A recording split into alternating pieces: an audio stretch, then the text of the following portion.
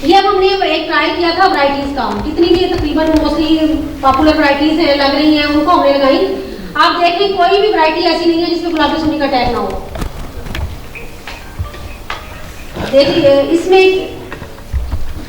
इसकी वजह ये है कि जितना भी टॉक्सिन है वो बना था अमेरिकन बॉलों के लिए, गुलाबी सुंडी जो बीटी जो आई है वो अमेरिकन के लिए थी, तो उसमें जो है तो क्वांटिटी कह सकते हैं पूरी नहीं है। दूसरी जो है अब अगर थी भी सही थोड़ा बहुत उसकी फादियत वो खत्म हो गई है वक्त के साथ साथ, तो इसके लिए हमें वैरायटी अब बन भी रही है। CCRI वाले भी कोशिश कर रहे हैं कि गुलाबी सुंडी के लिए जो है वैरायटीज बनाई जाए, तो इसके लिए हमें दूसरे तरीकों पे आना पड़ेगा। जैसे सोइंग डेट हम कहते हैं कि 1 अप्रैल से सोइंग की जाए, ये भी हमारे एक ट्रायल के जरिए कहा है, वैसे नहीं कहा।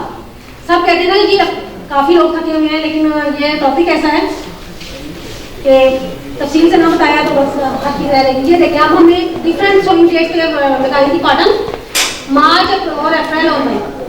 सबसे ज्यादा जो आया मार्च पे अटैक आया, तो फिर हमने और पंजाब गवर्नमेंट ने मिलकर एक रिकमेंडेशन की बनाई कि आप अप्रैल से जो है वो काश्त करें, क्योंकि उस पर अटैक कम आता है। मार्च वाली में इसलिए अटैक ज्यादा आता है, स्केयर बन जाते हैं, सुसाइडल इमरजेंस होती है, वो गुलाबी सुंडी अंडे दे देती है और जो है कपास में ज्यादा अटैक। पीपी रोग, इसका जो है सीजन के दौरान क्या किया जाए। सीजन के दौरान एक तो आपने अप्रैल से लगा लेनी है, तो अप्रैल से 15 मई, 1 अप्रैल से 15 मई इसका बेस्ट टाइम है एंटोमोलॉजी के हवाले से। 1 अप्रैल से 15 मई तक आपने लगाई।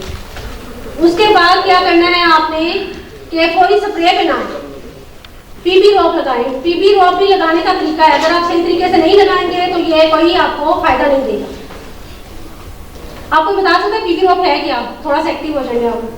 पीबी रोक क्या है? गुलाबी सुंडी के लिए क्या चीज है? तारे होती है।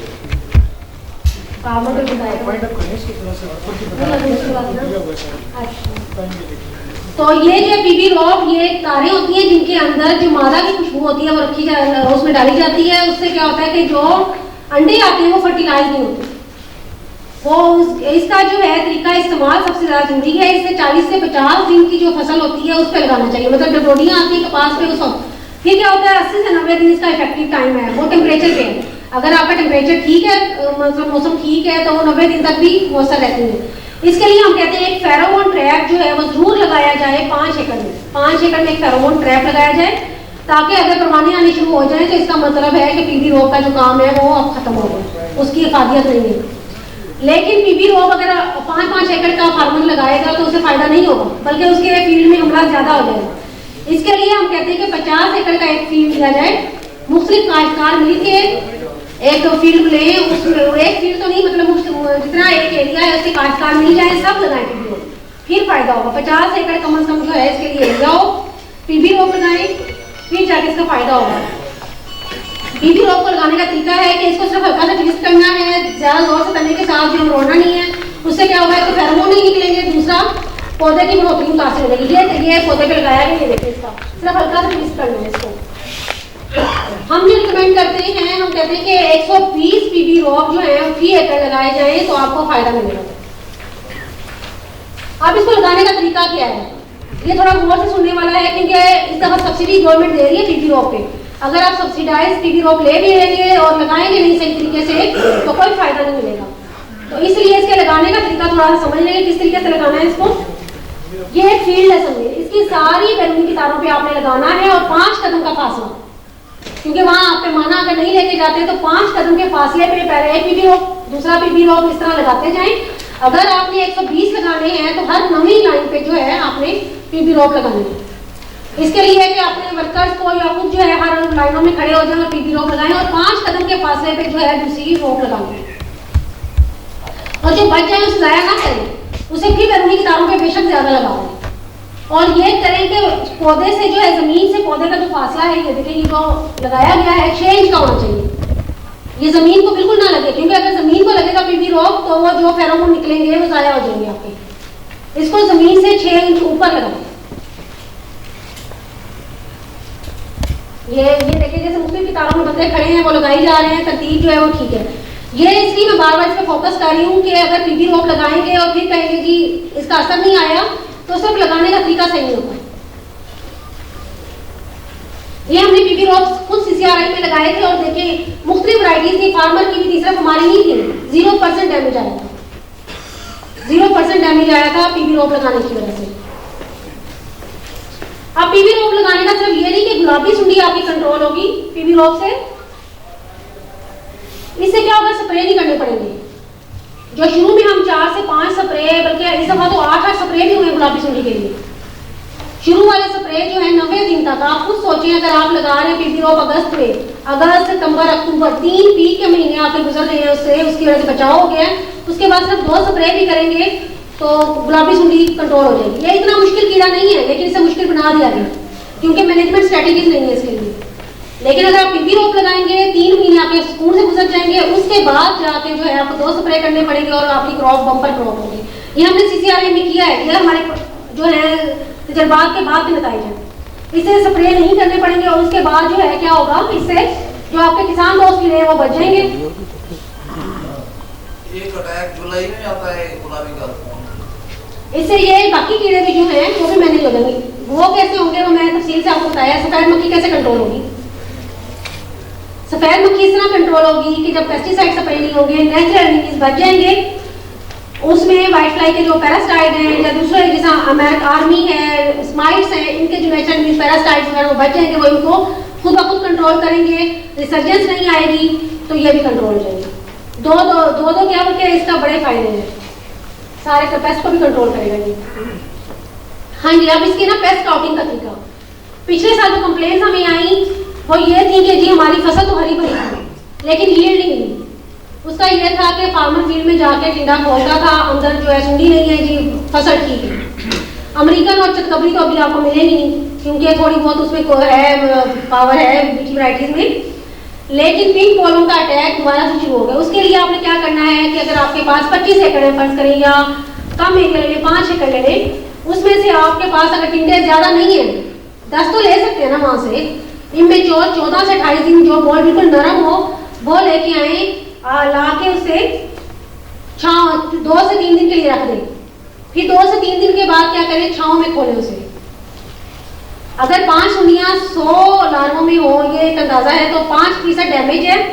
और फिर क्या करेंगे, 2 से 3 स्प्रे 8 से 10 दिन के वक्फे से, क्योंकि इसके लिए रिपीटेड स्प्रे करना पड़ता है गुलाबी सुंडी के लिए।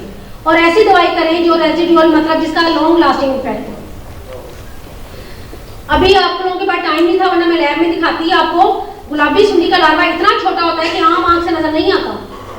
2 से 3 दिन का मैं इसलिए कह रही हूँ कि वो जब आप ला के रखेंगे तो वो लार्वा बड़ा हो जाएगा। अगर छोटी सुंडी भी है वो बड़ी हो जाएगी, 2 से 3 दिन बाद आपको नजर आएगी। वरना जो इसका फर्स्ट और सेकंड जो हालतें हैं ना, पहली और दूसरी हालतें, वो इतनी छोटी हैं कि आपको लैब में भी नजर नहीं आएंगी। आप कहेंगे कि इतनी छोटी माइक्रोस्कोप में देखनी पड़ती है। तो इसीलिए हम कहते हैं कि आप लाएं, ला के 2 से 3 दिन कम से कम जो है शेड में रखिए, फिर इसको चेक करें, फिर आपको पता चलेगा गुलाबी सुंडी का हमला हुआ है या नहीं। ये दवाइयाँ कुछ टेस्ट की गई हैं, इसमें जो है दवाइयों में देखिए, इसमें भी वही हाल है जैसे सफेद मक्खी के लिए। इसमें मैं रेजिस्टेंस की बात नहीं करूंगी, वो इसलिए कि जो गुलाबी सुंडी को टाइम मिलता है ना कंट्रोल करने का, वो बहुत कम है। ये जैसे ही हैच होती है, हैचिंग के फौरन बाद, मतलब इसका सुंडी निकलती है ना अंडे से, वो आधे घंटे के अंदर अंदर बॉल के अंदर चली जाती है और बॉल की नोकदार हिस्से से जाती है। दवाई को इतना टाइम नहीं मिलता कि उसे कंट्रोल कर सके। तो इसीलिए जो है हम कहते हैं कि लॉन्ग रेजिडुअल इफेक्ट, मतलब कि जिसका असर देर पा हो, वो दवाई इस्तेमाल करें, ताकि अगर सुंडी निकलती है, दवाई वहां पड़ी हो, उस टाइम में वो मर जाए। और 2 स्प्रे भी हम इसलिए कहते हैं कि आगे पीछे इसके स्प्रे करें, ताकि उस पर स्प्रे का जहर का असर हो, जैसे ही अंडे से सुंडी निकलती है वो मर जाए। ये आप तस्वीर देख सकते हैं, ये CCRI मुल्तान की काविश है। कुछ लोगों ने देखी भी होगी, कुछ फार्मर्स ने। ये थोड़ा सा इसके बारे में बता दें क्या है। ये जो है, ये राइट साइड पे आप देखें छड़ियां, मेन जो हमारा सोर्स है वो है छड़ियां, छड़ियों में बचे हुए टिंडे जो गुलाबी सुंडी अगले सीजन में जाती है।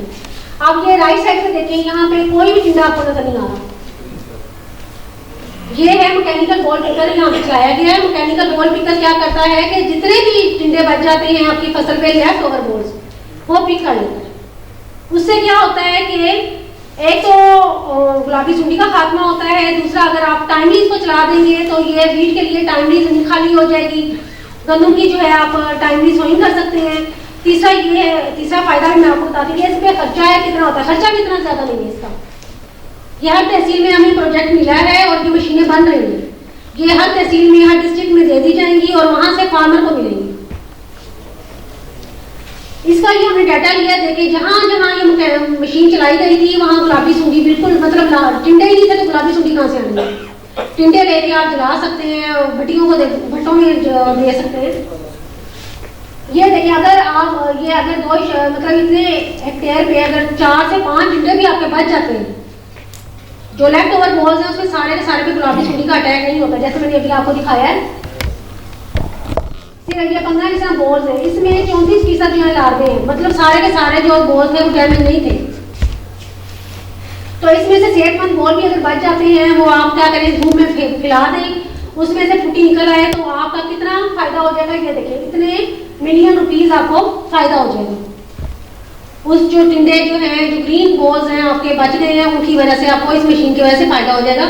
और ये मशीन इंशाल्लाह आ जाएगी फील्ड में, क्योंकि प्रोजेक्ट में ये मशीनें बन रही हैं और ये हर डिस्ट्रिक्ट में दी जाएंगी। इससे क्या होगा, छड़ियाँ चलानी नहीं पड़ेंगी, वो छड़ियाँ आपके रख सकते हैं जिस तरीके से मर्जी, ना मुंदी सिंक में रखनी पड़ेगी, ना जलानी पड़ेगी, कुछ भी नहीं, उसका नुकसान ही होगा। छड़ियों में टिंडे नहीं होंगे, जिस तरह मर्जी रखें उसको। ये देखिए ये बाहर से भी साइंटिस्ट आए थे, उन्होंने भी अप्रिशिएट किया है।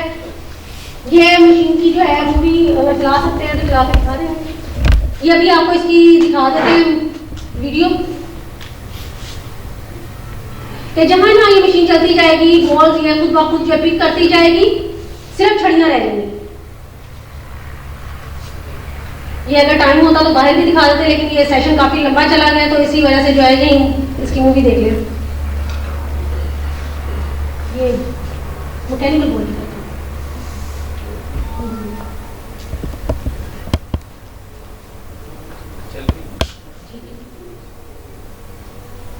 ये इसमें सारे बॉल्स जो है इसमें से ले लेगा, सिर्फ छड़ियां रह जाएंगी इसमें। तो ये बड़ी कारगर टेक्नोलॉजी है। ये आने वाले वक्तों में इंशाल्लाह गुलाबी सूंडी का अटैक इतना रहेगा ही, जो इतने मसले मसाइल बन रहे हैं सफेद मक्खी के और गुलाबी सूंडी के। ये मिनिस्टर साहब ने भी विजिट किया, सबने इसको अप्रिशिएट किया, इसलिए हमें प्रोजेक्ट मिला है। इसी अप्रिसिएशन की बेस पे हमें ये प्रोजेक्ट मिला है। ये मशीनें इंशाल्लाह बन जाएंगी। तो ये जो है आजकल बन रही है तकरीबन। अब ये जो है अब एक कैलेंडर है गुलाबी सूंडी के लिए कि करना क्या चाहिए। चुनाई मुकम्मल होने पर खेत में भेड़ बकरियां चलाएं, मैकेनिकल बॉल पिकर जो है ये जैसे ही मैच्योर होगी क्रॉप, उसके बाद जनवरी से फरवरी में कपास की छड़ियों को मुदी सिंक में रखें। 31 जनवरी तक छड़ियों को जो है कटाई कर लें। 15 फरवरी से पहले जो है छड़ियां काटने के बाद मट्टी पलटने वाला हल चलाएं। सर्दियों में खेत को पानी जरूर चलाएं। पानी देने का मकसद ये है कि जो जमीन में प्यूपे रह गए, ये जो लार्वे है ना जो लेफ्ट ओवर बॉल्स में ये जमीन के अंदर चले जाते हैं, ये वहां पे जाके प्यूपेट करते हैं, प्यूपे बन जाते हैं, वो मर जाएंगे जब पानी देंगे। तो जनवरी से फरवरी में क्या करना है, जिन फैक्ट्रियों में मौजूद कपास के कचरे को जो है 31 मार्च तक करें। कपास की छड़ी ये हेडिंग थोड़ी बताता हूँ। ये जो कपास की ये था मार्च से कौन बढ़ गया। जिन फैक्ट्रियों में मौजूद कपास के कचरे को 31 मार्च तक तलब करें। कपास की छड़ियों को उल्ट पुल्ट करें। ये एल्यूमिनियम फॉस्फाइड की गोलियां मिलती हैं, ये इतनी, इनको फ्यूमिगेट करें स्टोरों को। तो ये गुलाबी सूंडी के अलावा और भी जैसे डस्की कॉटन बग है, टाइम नहीं था वरना मैं उनके बारे में बताती। डस्की कॉटन बग बड़ा अहम इशू है जो सीड की जर्मिनेशन को खत्म कर रहा है, तो उसको भी मार देगा। जो उसके अंदर अगर अंडे हैं ये कपास के अंदर रह जाता है। इसके बाद जब तस्दीकशुदा बीज इस्तेमाल करें, यकम अप्रैल से कबल काट ना करें, रात से बीज का अंगूर उतार लें। तो बुआई से पहले बीज को 2 से 3 दिन धूप लगाएं। 5 एकड़ के ब्लॉक में एक जिनसी फंदा लगाएं। और इसके अलावा सकिंग पेस्ट को कंट्रोल करने के लिए, यह तो था गुलाबी सूंडी के लिए, सकिंग पेस्ट को कंट्रोल करने के लिए आप सीड ट्रीटमेंट जरूर करें। बीज को जहर जरूर लगाएं, उससे 30 से 40 दिन तक जो सीडलिंग स्टेज में आपकी फसल है वो बच जाएगी। ये मुख्तलिफ दवाइयां हैं जो हम रिकमेंड करते हैं कि आप इनका स्प्रे करें, लेकिन फिर भी जो आजकल कंट्रोल नहीं मिल रहा उसकी भी कुछ वजूहत है। दवाइयां अगर किसी को चाहिए तो हम इसके लिए फोटोस्टेट भी आपको दे सकते हैं। ये पूरा प्लान है कि आपने किस किस तरीके से और कैसे जो है इसको कंट्रोल करना है। 2 इसमें है मसाइल। अब इतनी लंबी बातें की हैं, इनमें 2 मसले सामने आ रहे हैं। वो है एक है खुफ्ते मुदाफत के मुताबिक इल्म की कमी, दूसरा स्प्रे का गैर मुनासिब तरीका का। तो ये अगर ठीक हो जाएंगे 2 मसले तो इंशाल्लाह। ये हमारी बॉडीज बनाई गई है, इसमें हम तहकीकात कर रहे हैं। एक और तरीका है, वो है फेरोमोन ट्रैप्स का। अगर फर्स्ट टाइम पीपी रोप नहीं मिलते किसी को, वो क्या करेगा? अगर पीपी रोप नहीं मिले तो वो फेरोमोन ट्रैप लगाओ। 6 से 8 फेरोमोन ट्रैप, इतना खर्चा नहीं है, स्प्रे से कम खर्चा है।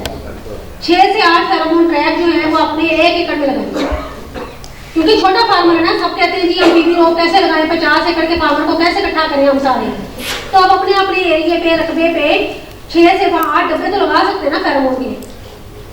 ये डब्बे लगाएं, इससे 15 दिन बाद जो है इसका लेयर चेंज करना पड़ता है, तो वो लेयर चेंज करें, और लेकिन स्प्रे से इसका कम खर्चा है।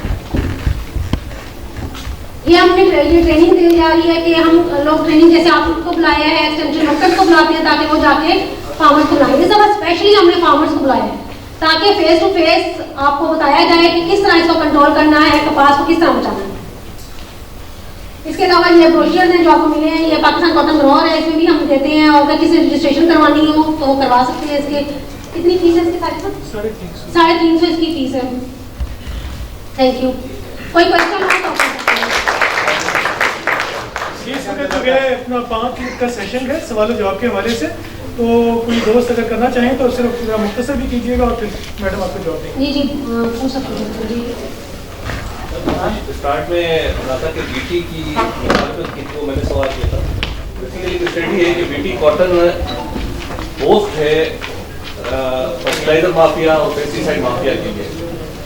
बीटी कॉटन जो लगाते हैं वो बेसिकली अब बीटी सीड जो लगाते हैं उसकी वजह से हमें यूरिया और डीएपी और बाकी जो भी फर्टिलाइजर्स है वो भी देने पड़ते हैं और पेस्टिसाइड भी स्प्रे कर देते हैं।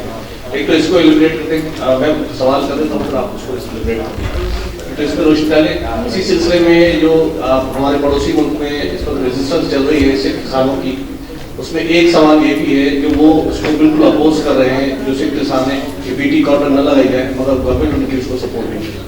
दूसरा उसमें एक आपने अभी मिथाइल ब्रोमाइड स्प्रे का कहा था, अगर आप स्टोरेज करें जो मेडिकेशन की गोलियां मिलती हैं, मिथाइल ब्रोमाइड जी जी।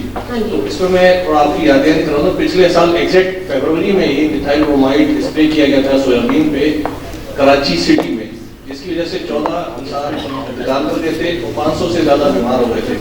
उसको बेसिकली समंदर में स्प्रे किया जाता है कंटेनर्स में, उन्होंने ओपन में किया था, तो इस पर भी जरा एलुब्रेट करें कि आया हम उसको ओपन में कर सकते हैं नहीं कर सकते। बहुत अच्छा क्वेश्चन है आपका। आपने 2 क्वेश्चन किए, एक बीटी कॉटन का, दूसरा किया मिथाइल ब्रोमाइड। ठीक है, बीटी कॉटन की जो बात है वो आपकी ठीक है, इसमें फर्टिलाइजर भी ज़्यादा लगता है क्योंकि ये लंबी जाती है, इसका ड्यूरेशन लॉन्ग है, इसे अर्ली लगाना पड़ता है बीटी कॉटन का। अक्सर लोगों ने मार्च में भी लगाया, लेकिन मार्च में लगाने के हक में नहीं। मैंने जो हम लोगों ने रिसर्च की है, सिर्फ मैंने नहीं, हमारे सारे साइंटिस्ट ने रिसर्च की है, हमारा पूरा एक एंटोमोलॉजी का डिपार्टमेंट है। तो 1 अप्रैल के बाद आप 15 मई तक इसकी बेस्ट यील्ड ले सकते हैं कपास को लगा के। 1 अप्रैल के बाद। लेकिन क्या होता है, जब आपने क्रॉप को ज्यादा लगाना है तो वो लंबा टाइम लगेगा, फर्टिलाइजर भी लगेगी और इसके पानी भी देना पड़ेगा। इसके बारे में डॉक्टर नवीद साहब हैं, ये आपको इसका बताएंगे। मैं एंटोमोलॉजी के बारे में बताती हूँ। बीटी ना होती ना बीटी, क्योंकि उस वक्त हम पढ़ रहे थे, 9वीं 10वीं में होंगे जब ये अमेरिकन सुनी स्पॉटी चतकबरी सुनिया ये उस टाइम थी, और इतना ज्यादा इनका अटैक था, इतना ज्यादा अटैक था कि चलती फिरती नजर आती थी और कितने कितने फार्मर को स्प्रे करने पड़ते थे।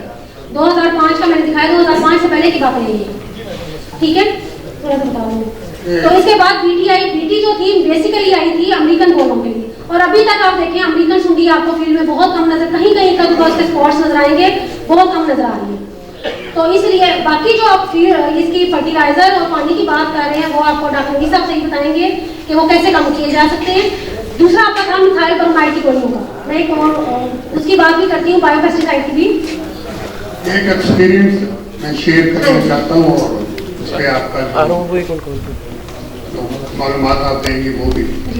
ये कुछ अर्सा पहले कपास पे मैं वो ट्रैक्टर के जरिए पुली लगा के 2-4 बंदे लगा के आगे 2 नोजल लगा के कपास को अच्छी तरह से नीचे ऊपर से धो दिया करता था 2 बार सीजन में, और पानी में मैं उन दिनों ये फर्टिलाइजर का जिसका पेस्टिसाइड का इस्तेमाल होता था तो ये क्लोरीन डाल दिया करता था। कम से कम 4 से 6 हफ्ते कोई बीमारी कपास पे नजर नहीं आती थी। एक तो उसका ये फायदा था कि वो जो पत्तों पे मिट्टी होती है वो धुल गई, साफ हो गया, क्लोरोफिल वटएवर वो बन रहा है, उस पर नशोनुमा अच्छी हो गई, उस पर पानी भी आ गया। गर्मी में जब वो बारिशें नहीं होती तो वो मसला भी हल हो गया। लेकिन जानना ये चाहता हूँ कि उससे जो ये सफेद मक्खी है या पिंक बॉल, उसको क्या इफेक्ट होगा? क्या उससे वो सफेद मक्खी कम हो सकती है या मुश्किल है? सफेद मक्खी का मैं बताऊं कि जब इस साल हमने एक तजर्बा किया, मैंने यहाँ शेयर नहीं किया क्योंकि जब तक एक बात अथेंटिक ना हो ना वो शेयर नहीं करनी चाहिए। हमने इस साल तजर्बा किया, बल्कि डॉक्टर सलीम साहब के साथ भी शेयर किया कि पानी का हमने स्प्रे किया तो उससे भी सफेद मक्खी जहाँ पे नहीं किया था ना कंट्रोल हुई। अडल्ट तो उसके कंट्रोल हो जाएंगे, बालक जो है इसके, लेकिन नींव जो नीचे है ना वो दोबारा से निकल आएंगे वो नहीं। लेकिन अगर पानी अगर प्रॉपर स्प्रे, यही तो हम कहते हैं स्प्रे टेक्निक, अगर आप स्प्रे पूरे पौधे पे नीचे तक उसको धो देंगे, पहुंचा देंगे तो आपको कंट्रोल मिलेगा, अदरवाइज नहीं मिलेगा। और दूसरा सफेद मक्खी में एक चीज रह गई बताने वाली, सारे कहते हैं हम स्प्रे करते हैं, जरूरी नहीं है कि उससे मुदाफत आ गई, मतलब है सही एक पैराफेक्ट, लेकिन स्प्रे का तरीकाकार, स्प्रे की टाइमिंग बहुत जरूरी है। सुबह के टाइम अगर आप सबसे जो एक्टिव टाइम है ना इसका सफेद मक्खी का सुबह के टाइम, अगर सूरज निकलने से 1 घंटा पहले और सूरज निकलने के 1 घंटे बाद तक आप स्प्रे करते हैं तो आपको सफेद मक्खी का बड़ा अच्छा कंट्रोल, क्योंकि इसके जो बालक है ना अडल्ट वो उस टाइम एक्टिव होते हैं, वो ऊपर वो कंट्रोल हो जाएंगे, पौधे के ऊपर वाले हिस्से में आए होते हैं और ये बच्चे देने के लिए नीचे वाले हिस्सों में चले जाते हैं, बच्चे इसके निचले हिस्से में होते हैं दोपहर में। तो अगर आप 11-12 बजे स्प्रे करेंगे तो आपको कोई इसका कंट्रोल नहीं मिलेगा सफेद मक्खी का, एक ये भी है। दूसरा, अगर पौधे को पूरी तरह नीचे तक स्प्रे पहुंच जाए तो वो बड़ा अच्छा है। और आपने जैसे कहा कि आपने पानी का स्प्रे किया तो पानी के स्प्रे से भी कंट्रोल होती है, लेकिन इतनी हद तक नहीं जितनी पेस्टिसाइड से होती है। दूसरा, बायो पेस्टिसाइड जो है हमने फर्स्ट टाइम अब जो है हमने किया है इस पर ट्राई, मैंने शेयर भी किए थे रिजल्ट, तो अभी इस पर हम काम काफी कर रहे हैं कि इसकी कितनी क्वांटिटी होनी चाहिए, कितना इस पे होना चाहिए, ताकि हम फार्मर को सही एग्जैक्ट इसकी कंसंट्रेशन बताएं। तो अगर लेकिन ये है कि ये इब्तदाई हालत में तो अभी तक इसका है कंट्रोल। तो दूसरा मिथाइल ब्रोमाइड का क्वेश्चन था आपका। मिथाइल ब्रोमाइड आप ऐसे ना करें, मैं ये नहीं, अब यहाँ पे फ्यूमिगेशन सेंटर बने हुए हैं, फ्यूमिगेशन आप स्पेशल उसकी किट्स होती हैं, आप कोई भी फार्मर वगैरह आजकल तो स्प्रे भी ऐसे हो रहे हैं कि ना कोई कवरेज होती है, ना कोई मास्क होते हैं, ना कोई ग्लव्स होते हैं, कुछ भी नहीं, इसकी प्रॉपर किट्स मिलती हैं और एक फ्यूमिगेशन के एक्सपर्ट खुद ना उठ के करने लग जाएंगे। मैंने तो फिर इनपुट कॉस्ट कौन भरेगा? फ्यूमिगेशन वालों को बुलवाएंगे? ये तो सीड स्टोर जिन्होंने सीड बेचना है ना, मेरी बात सुनिए, सीड बेचने वाले कंपनीज हैं जिन्होंने सीड बेचना है वो इतना खर्चा कर ही लेंगे ताकि सीड की उनकी जो एंड में जर्मिनेशन है वो इफेक्ट ना हो। जी मैडम थोड़ा सा मुख्तसर भी कीजिए, ठीक है ना। ये मैं ये नहीं कह रही कि हर बंदा उठ के अपने सीड को जो है ना फ्यूमिगेट करना शुरू कर दे, ये बिल्कुल गलत है। बल्कि मैं तो कहती हूँ जब पेस्टिसाइड भी स्प्रे करें तो पूरी किट्स ट्रेनिंग हो।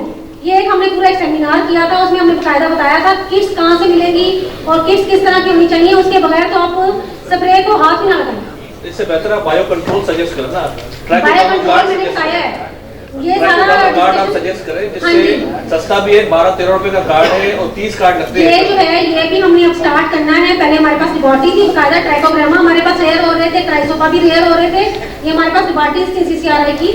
अब दोबारा से इंशाल्लाह हमने इसको लगाने मतलब कोशिश करके और ये फार्मर लेवल तक भी लाएंगे और फार्मर को भी हम देंगे, तो ये हमारा है एक प्लान।